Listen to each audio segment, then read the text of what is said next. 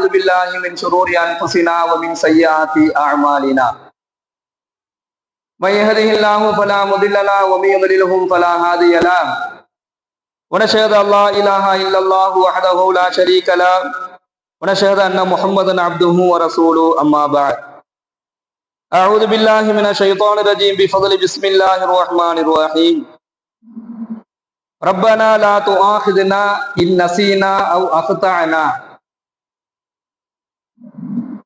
இறைவா, நாங்கள் மறந்து செய்த குற்றங்கள், நாங்கள் செய்த பாவங்களுக்காகவும் நாங்கள் மறந்து செய்த பாவங்களுக்காக வேண்டியும் எங்களை நீ குற்றம் பிடித்து விடாதே. எந்த அளவுக்கு அப்படின்னு சொன்னா, எங்களுக்கு முன்னால் இருந்தவர்கள் செய்த பாவத்திற்காக வேண்டி அவர்களுக்கு நீ எப்படியெல்லாம் தண்டனை வழங்கினாயோ, எங்களுக்கு முன்னாடி வாழ்ந்த சமுதாய மக்கள் அவங்க செய்த பாவத்திற்காக வேண்டி அவர்களை நீ எப்படி தண்டிச்சாயோ, அவர்களுக்கு எப்படி அவர்கள் செய்த பாவத்திற்கு உண்டான உடனடியான தண்டனை அவர்களுக்கு கிடைத்ததோ, உன்னுடைய கோபத்தை கொண்டு நீங்க அவர்களை எப்படி பிடித்தாயோ இறைவா, அது போன்று நீ எங்களை பிடித்து விடாதே என்று சொல்லக்கூடிய ஒரு அருமையான ஒரு இறைவசனம் தான் இன்று ஓதப்பட்ட தொழுகையில் இன்று ஓதப்பட்ட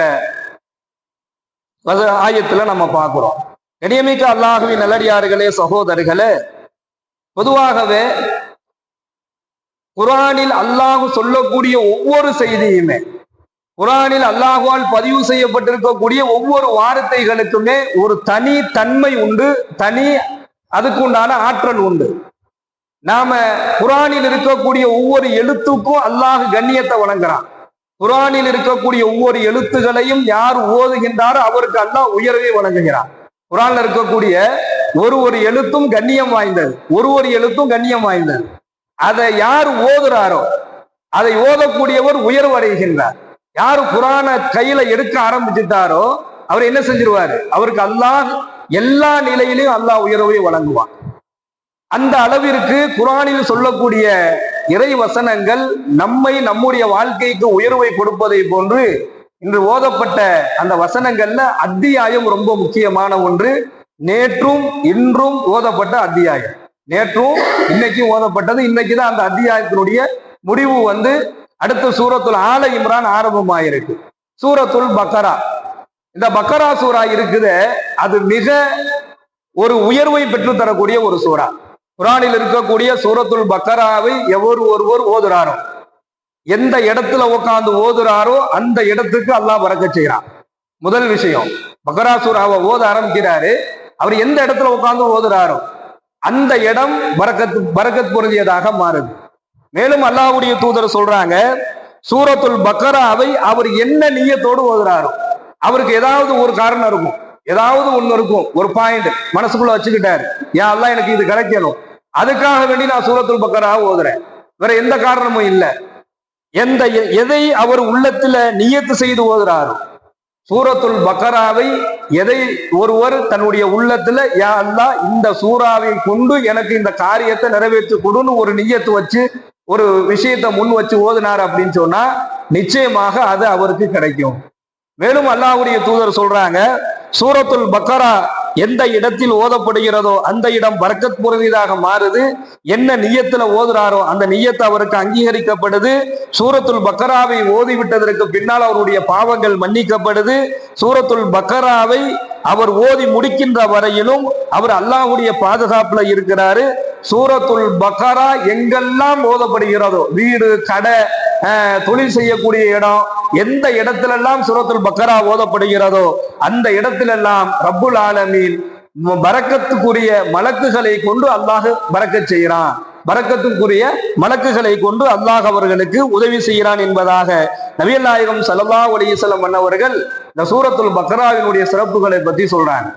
அப்ப அருமையான சகோதரர்களே, குறிப்பாக தாய்மார்கள், வீடுகள்ல இன்னைக்கு இருக்கக்கூடிய நிலைகள் என்ன, நம்முடைய வீட்டினுடைய நிலை என்ன, வெளியில இருக்கக்கூடிய நிலை என்ன, வெளியில இருக்கக்கூடிய ஆண்களுடைய நிலை, வியாபாரம், பொருளாதாரம், சம்பாதிப்பது, இப்படி போய்கிட்டு இருக்கும். அப்ப வெளியில 1008 பிரச்சனைகளை சந்திக்கக்கூடிய ஆண்கள் தங்களுடைய வீடுகளுக்கு வரும் பொழுது நிம்மதியை தேடி வருவாங்க. எந்த ஒரு ஆண்மகனும் எந்த ஒரு ஆம்பளையும் என்ன செய்ய மாட்டாரு, வீட்டுல போய் பிரச்சனையை உருவாக்கணும்னு யாரும் வரமாட்டாங்க. வெளியில இருக்கக்கூடிய எல்லா விதமான சிரமங்களும், வெளியில ஏற்படக்கூடிய எல்லா விதமான மன கஷ்டங்கள், வெளியில அவரு வியாபாரத்தின் மூலமாக நல்ல கஸ்டமரையும் சந்திச்சிருப்பாரு, கஷ்டப்படுத்தக்கூடிய கஸ்டமர்களையும் வாடிக்கையாளரையும் சந்திச்சிருப்பாரு. அதன் மூலமாக என்ன செஞ்சிருக்கும், உடல் மன ரீதியா பாதிக்கப்பட்டிருக்கலாம். இப்படி பல பிரச்சனைகள் இருக்குது. சொந்தமா தொழில் செய்யறவருக்கும் பிரச்சனை இருக்குது, இன்னொரு இடத்துல வேலைக்கு பார்க்கக்கூடிய வேலை செய்பவர்களுக்கும் பிரச்சனை இருக்குது. இப்ப இந்த பிரச்சனைகள், இந்த குழப்பங்கள், இந்த கஷ்டங்களை எல்லாம் ஒரு ஆண் என்ன செய்வாரு, வீட்டுக்கு போனா நிம்மதி கிடைக்கும், வீட்டுக்கு போனா நிம்மதி கிடைக்கும் நீங்க இந்த அடிப்படையில வீட்டுக்கு வர.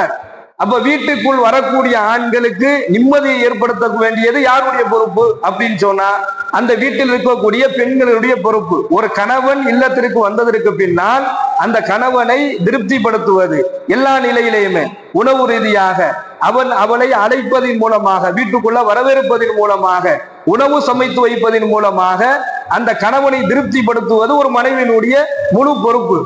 அன்னை ஆயிஷா ரலியல்லாஹு அன்ஹா, அல்லாஹ்வுடைய தூதர் ஸல்லல்லாஹு அலைஹி வஸல்லம் அன்னவர்கள் வர்றாங்க அப்படிங்கிற செய்தி தெரிஞ்சிருச்சு அப்படின்னு சொன்னாலே, பெருமானார் வீட்டுக்கு வர்றாங்க என்கின்ற செய்தி அவங்களுக்கு தெரிஞ்சிருச்சுன்னு சொன்னாலே உடனடியாக தன்னுடைய முகத்தை அழகுபடுத்த ஆரம்பிப்பாங்க. உடனடியாக தன்னுடைய முகத்தை அழகுபடுத்துவாங்க, தன்னுடைய ஆடைகளை சரி செய்து கொள்வார்கள். அப்ப கதவை தட்டிட்டுலாம் உள்ள வர அளவுக்கு அந்த காலத்துல கதவுலாம் கிடையாது, அவங்க வீடுகள்ல கதவுலாம் கிடையாது, ஒரு சாக்கு துணி தொங்கும், அவ்வளவுதான். இவங்க வந்துட்டேங்கிறது காரிங் பெல் அடிச்சுலாம் நான் தான் வந்திருக்கேன்னு சொல்லவும் முடியாது. ஆனா உணர்ந்து கொள்வார்கள், இந்த நேரத்துல கணவர் வர்றாரு, அல்லாஹ்வுடைய தூதர் வர்றாங்க என்கிற செய்தி ஆயிஷாமாவுக்கு தெரிஞ்சிருச்சுன்னு சொன்னா தன்னை அழகுபடுத்திக் கொள்வார்கள், தன்னுடைய முகத்தை அழகுபடுத்துவாங்க, தன்னுடைய ஆடை அழகுபடுத்துவாங்க. வாசலில் வந்து நின்ற தன்னுடைய கணவரை உள்ளே வரவேற்கும் பொழுது சிரித்த முகத்தோடு வரவேற்பார்கள். இது ஆயிஷா அம்மாவினுடைய வாழ்க்கையினுடைய வரலாறுகளை சொல்லப்படக்கூடிய செய்தியை பார்க்கிறோம். அதே போன்றுதான் பெருமானார் ஸல்லல்லாஹு அலைஹி வஸல்லம் அன்னவர் தன்னுடைய மகள் ஃபாத்திமாவுக்கு சொன்ன செய்தி அதுதான். ஃபாத்திமாவே, உன்னை நான் திருமணம் முடிச்சு கொடுத்துட்டேன், உன் கணவன் கூட போய் நீ வாழ போற, உன்னுடைய கணவனோடு நீ வாழும் பொழுது நீ எப்படி இருக்கணும்னா, எந்த நிலையிலையும் உன்னுடைய கணவனுக்கு முன்னால் என்ன செஞ்சிடாத, உன்னுடைய முகத்தை கூட உன்னுடைய கணவனுக்கு முன்னால் கோபம் உள்ளதாக ஆக்கிவிடாது. உன்னுடைய கணவனை உன்னுடைய பார்வையாலும் உன்னுடைய வார்த்தைகளாலும் சந்தோஷப்படுத்த வேண்டும் என்கின்ற செய்தியை தன்னுடைய மகளுக்கு என்ன சொல்லி கொடுக்குறாங்க, ஒரு சீதனமாக சொல்லி அனுப்புறாங்க. இன்னைக்கு 1008 சீதனத்தை நம்முடைய பெண் பிள்ளைகளுக்கு நம்ம கொடுத்து அனுப்புறோம், லட்சக்கணக்கான கோடிக்கணக்கான முறையில செலவு செய்து சீதனத்தை கொடுத்து அனுப்புறோம். ஆனால் அந்த சீதனத்துக்கு மேல ஒரு மிகப்பெரிய சீதனம் என்ன தெரியுமா, தன்னுடைய பிள்ளைகள் இடத்துல, தன்னுடைய பெண் பிள்ளைகள் இடத்துல, அது தாயாக இருக்கட்டும் தந்தையாக இருக்கட்டும், என்ன சொல்லி அனுப்பணும்னு சொன்னா, கணவனினுடைய உரிமைகளில் புற வைக்க கூடாது. அப்ப அதே போன்று ஒவ்வொரு பெண்களுக்கும் உண்டான கடமை. வீட்டுக்கு நிம்மதியை தேடி வரக்கூடிய ஆண் அங்க நிம்மதி அடைகிறானா, ஏன் அங்க நிம்மதி ஏற்படல, உள்ள வந்தோடனே ஏன் பிரச்சனை வருது, ஏன் சண்டை வருது, ஏன் மனஸ்தாபங்கள் ஏற்படுது, என்ன பிரச்சனை, நல்லாதான் வருமானம் வருது, நல்ல உணவு தான் சாப்பிடுறோம், நல்லா தான் கவனிக்கிறாரு, எல்லாமே நல்லா இருக்குது, இருந்தாலும் ஏன் ஏதோ ஒரு பிரச்சனைகள் வருது, ஏன் மன நெருக்கடி வருது? அருமையான சகோதரர்களே, இந்த பிரச்சனைகள் ஒரு குடும்ப பிரச்சனையாக இருக்கட்டும், அல்லது கணவன் மனைவியினுடைய இண்டிவிஜுவல் தனிப்பட்ட பிரச்சனைகளாக இருக்கட்டும், எல்லாத்துக்கும் ஒரு தீர்வு சூரத்துல் பக்கரா. அது அதிகமாக பெண்கள் ஓத வேண்டிய, பெண்களுக்கு ஓதுவதற்கு உண்டான நல்ல வாய்ப்புகள் இருக்குது, நேரங்கள் இருக்குது. சூரத்துல் பக்கராவை நாம எடுத்து பார்த்தோம் அப்படின்னு சொன்னா கிட்டத்தட்ட 2.5 ஜுசு கிட்ட அது வருது. 2 ஜுசு முழுசா முடிஞ்சு 1/4 ஜுசு வரும். அப்ப இத ஆரம்பத்துல ஓதும் பொழுது சிரமமா தான் இருக்கும். எப்படியும் குறைந்தது ரொம்ப நிறுத்தி தடுமாறி நிதானமா நிறுத்தி ஓதக்கூடியவர்களுக்கு குறைஞ்சது 1 மணி நேரம் ஆகும். ஆனால் அதை ஓதி ஒருத்தர் பழகிட்டாருன்னா குறைஞ்சது அரை மணி நேரம் 20 நிமிடங்கள் ஓதக்கூடிய அளவிற்கு ஒரு நிலை ஏற்பட்டுடும். அப்போ அந்த சூரத்துல் பக்கரா மிகப்பெரிய ஒரு பரக்கத்தை ஏற்படுத்தும். 1. 2வது, ஆரோக்கியத்திற்காக வேண்டி சூரத்துல் பக்கராவை ஓதுவதன் மூலமாக பெரும் கொண்ட ஒரு ஆரோக்கியம் கிடைக்கும். சூரத்துல் பக்கராவினுடைய சிறப்புகளை பற்றி நிறைய உலமாக்கள் சொல்லக்கூடிய செய்திகளை பார்க்கிறோம். ஹதீஸ் கிதாபுகள்ல பதிவு செய்யப்படுது. சூரத்துல் பக்கராவை ஓதுவதனால் பெரும் கொண்ட வியாதிகளில் இருந்து ஓதக்கூடியவர் பாதுகாப்புப்படுகிறாரு. ஆபத்துகளை விட்டும் விபத்துகளை விட்டும் அவர் பாதுகாப்பு பெறாரு. யார் ஓதுனாலும் சரி, ஆணோ பெண்ணோ யார் ஓதுனாலும் அதை ஓதக்கூடியவர்களுக்கு அல்லாஹ் என்ன செய்யறான்? விபத்துகளை விட்டும் ஆபத்துகளை விட்டும் அல்லாஹ் பாதுகாக்கிறான். இந்த பக்கரா சூராவே ஒரு சிறப்பு வாய்ந்தது.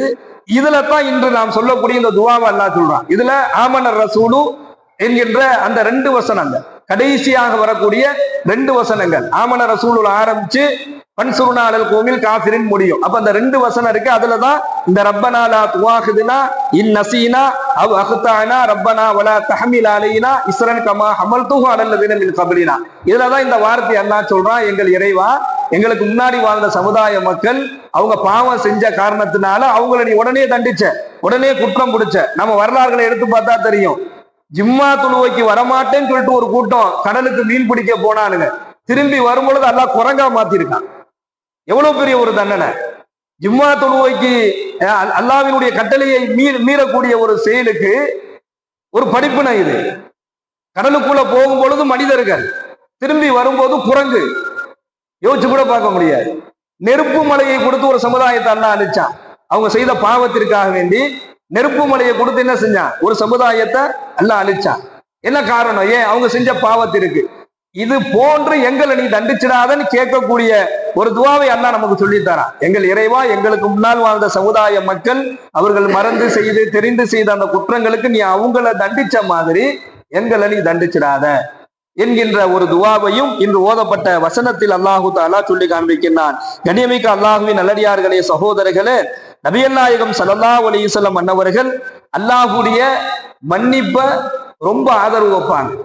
அல்லாஹ்வுடைய மன்னிப்பை ரொம்ப ஆதரவு வைப்பாங்க. எந்த அளவுக்கு அப்படின்னு சொன்னா, இன்னி அதூபு இலல்லாஹி ஃபில் யௌமி மிஅத்து மர்ரத்தின், ஒரு நாளைக்கு நான் அல்லாஹ்விடத்துல 100 முறை பாவ மன்னிப்பு தேடுகிறேன் என்பதாக நபிகள் நாயகம் ஸல்லல்லாஹு அலைஹி வஸல்லம் சொல்லி காண்பிக்கின்றார்கள். ஒரு நாளைக்கு 100 முறை அல்லாஹ்விடத்துல நான் தௌபா செய்யறேன். என்ன காரணம் அப்படின்னு சொன்னா, யார் தௌபா செய்யறாங்களோ, இந்த ஓதப்பட்ட வசனத்துல அந்த ஆயத்து வந்துச்சு, இன்னல்லாஹ யுஹிப்பு தவ்வாபீன.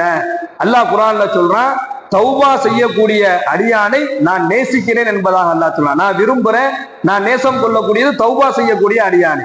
அப்ப அல்லாஹ்வுடைய நேசத்தை பெறுவதற்காக வேண்டிதான் பெருமானார் ஸல்லல்லாஹு அலைஹி வஸல்லம் தௌபாவை வலியுறுத்துறாங்க. இந்த தௌபா, இந்த பாவ மன்னிப்பு சூரத்துல் பக்ராக்குள்ளேயே இருக்குது. ஒரு வசனத்துல அல்ல, தொடர்ந்து 2-3 இடங்கள்ல அல்லாஹு தஆலா அந்த மன்னிப்பு சம்பந்தமான ஆயத்துக்களை அல்லாஹ் சொல்லி தரான். அப்போ அந்த பக்ராவை ஓதுவதன் மூலமாக அல்லாஹ்விடத்தில் மன்னிப்பு கேட்கக்கூடிய ஒரு வாய்ப்பையும் இந்த பக்ரா சூரா நமக்கு கொடுக்குது. மேலும் பக்ரா சூராவின் மூலமாக நிறைய பிரயோஜனங்களை அல்லாஹ்வுடைய தூதர் சொல்லக்கூடிய நிறைய பிரயோஜனங்களை நம்ம பார்க்கிறோம். தொடர்ந்து இன்ஷா அல்லாஹ் தராவினுடைய பயான்ல பக்ரா சூராவினுடைய சிறப்புகளை நம்ம பார்க்கலாம். சூரத்துல் பக்ராவை இப்ப நாம சொல்றோம் ஒரே முறையில ஓதி முடிச்சிடணுமா? இப்ப தாய்மார்கள் கவனிச்சு இருப்பீங்க, அது ஓதுறதுக்கு 1.5 மணி நேரம் ஆகும் சொல்றீங்க. 1.5 மணி நேரம் உட்காந்து ஓத முடியல. சூரத்துல் பக்ரா ஓதக்கூடிய ஆர்வத்துல ஆரம்பிச்சிட்டோம். இப்ப என்ன செய்யறது? ஒரே டைம்ல ஆரம்பிச்சா முடிச்சுட்டு தான் எந்திரிக்கணுமா அப்படின்னு சொன்னா கிடையாது. உங்களால எவ்வளவு முடியுமோ அவ்வளவு ஓதுங்க. ஒரு காப்பக்கம் ஓதுங்க, வச்சிருங்க. அப்புறம் ஒரு கால் பகுதி, அப்புறம் ஒரு கால் பகுதி, அப்புறம் ஒரு கால் பகுதின்னு கொஞ்சம் கொஞ்சமா கூட என்ன செய்யலாம்? பக்ரா சூராவை ஓதுவதெல்லாம். அது ஓதுவதன் மூலமாக குடும்ப வாழ்க்கையில நிறைய நிம்மதியும் பரக்கத்தும் ஏற்படும் என்கின்ற தகவல்களை நம்ம பார்க்கிறோம். எல்லாம் வல்ல இறைவன் நம்முடைய வீடுகள்ல நம்முடைய பெண்கள், நம்முடைய பிள்ளைகள், நாம நம்முடைய சந்ததிகள் எல்லாம் இந்த பக்ரா சூராவை ஓதக்கூடிய ஒரு பாக்கியத்தை அல்லாஹ் வழங்குவானாக. சுப்ஹானல்லாஹி பிஹம்திஹி சுப்ஹானக அல்லாஹும்ம வ பிஹம்திக வ நஷ்ஹது அல்லா இலாஹா இல்லா அன்த வ நஸ்தக்ஃபிருக வ நதூபு இலைக். சுப்ஹான ரப்பிக ரப்பில் இஸ்ஸத்தி அம்மா யசிஃபூன் வ ஸலாமுன் அலல் முர்ஸலீன் வல்ஹம்துலில்லாஹி ரப்பில் ஆலமீன். சல்லல்லாஹு அலா முஹம்மது சல்லல்லாஹு அலைஹி வஸல்லம். சல்லல்லாஹு அலா முஹம்மது சல்லல்லாஹு அலைஹி வஸல்லம். சல்லல்லாஹு அலா முஹம்மது யா ரப்பி ஸல்லி அலைஹி.